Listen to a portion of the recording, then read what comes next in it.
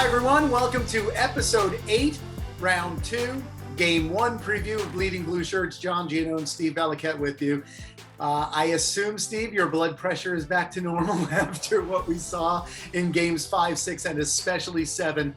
Rangers now turn their attention, as do we, to the Carolina Hurricanes after what we were able to experience in round 1.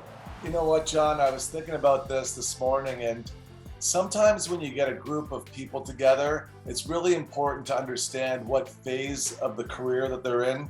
And what I mean by that is there's 3 phases for an NHL player's career. It's 3 E's. The first phase, usually with the young guys, is excitement.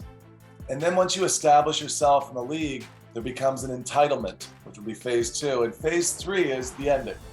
Now, I think the Rangers have a lot of players in their lineup right now that have that excitement. They're almost naive to the point that nothing bothers them.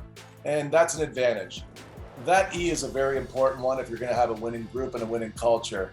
The third E, and that's usually when you're getting into your 30s, so when you start thinking about a Kreider or as advantage, you've already gone through the years where you've fought to get paid well and everything's in line to just enjoy the rest of your career, but it really matters to you to win. You want to win. You want to win badly. I don't think the Rangers roster has any of the guys that are in the middle. I don't think they have any entitlement guys. And I think that's a big component that we really haven't discussed yet. And it's such a longer-winded conversation. It's probably not fit for TV, but for this forum, it works. Yeah.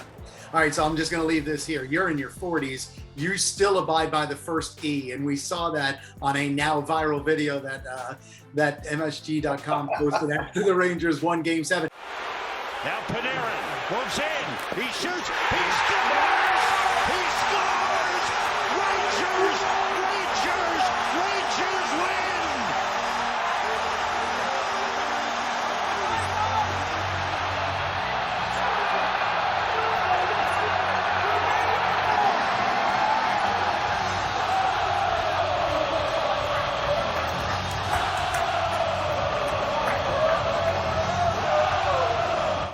I'm going to tell the fans one thing.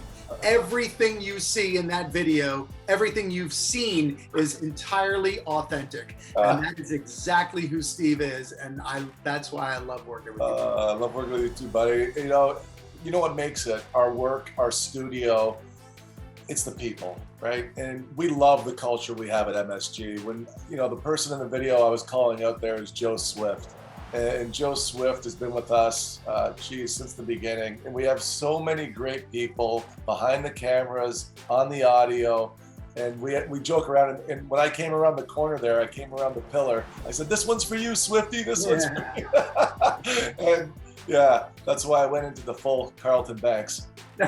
Yes, you did. And it was also very special to be sitting alongside Hank for all of that as well. And he's going to join us at times in round 2. We're also going to have Marty Biron with us. So we're going to have great insights again from Hank and his merry band of backups. So we look forward to presenting you that.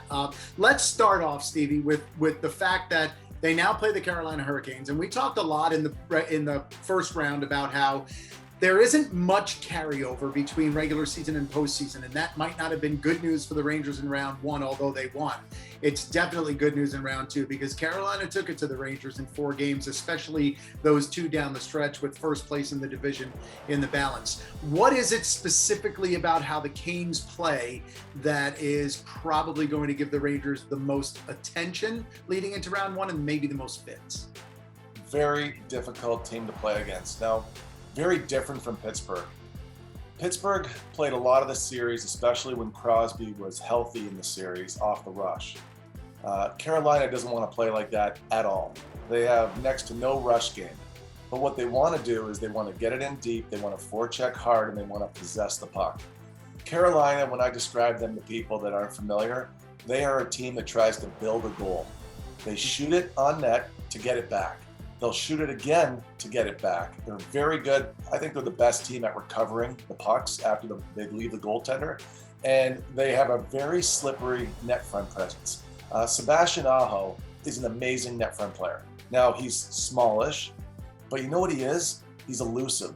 He comes in and out. And he's all around the net, and he's very difficult to cover because he comes behind you. Now, the things that I'm saying are really the characteristics that make a really good offensive zone, which is being able to get the puck back, being able to get it through on net and recover rebounds. Now, they are the best team in the NHL at getting the rebounds. They're the best team in the NHL at deflecting the puck.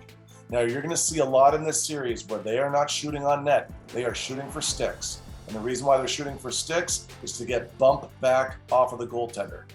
That's why it's hard to control rebounds. And that's why when you look at rebounds, and I'm saying to myself, wow, they get a lot of rebounds. Wow, they get a lot of deflections. That's just the way the game works. Defensively, the Rangers are going to be stressed, okay? They are going to have, and we've talked about this a lot, habits, right? When you get to the front of your net, your first responsibility is to box out. If that's not happening because Sebastian Aho, Taravanen, these guys are very quick at being able to come in behind you, you have to be, I want to see the defenseman look like this in front, John, like right here, all the time. Head on the swivel, yeah. Head on a swivel, check your shoulders, and then find sticks because they're coming. They're very difficult to play against. I'm going to be fascinated to see how the Rangers defend against this group. All right, we're going to talk about this on the pregame show on Wednesday night. And again, 6:30, we have the pregame show, and then we have a 1-hour postgame show immediately after the broadcast on ESPN.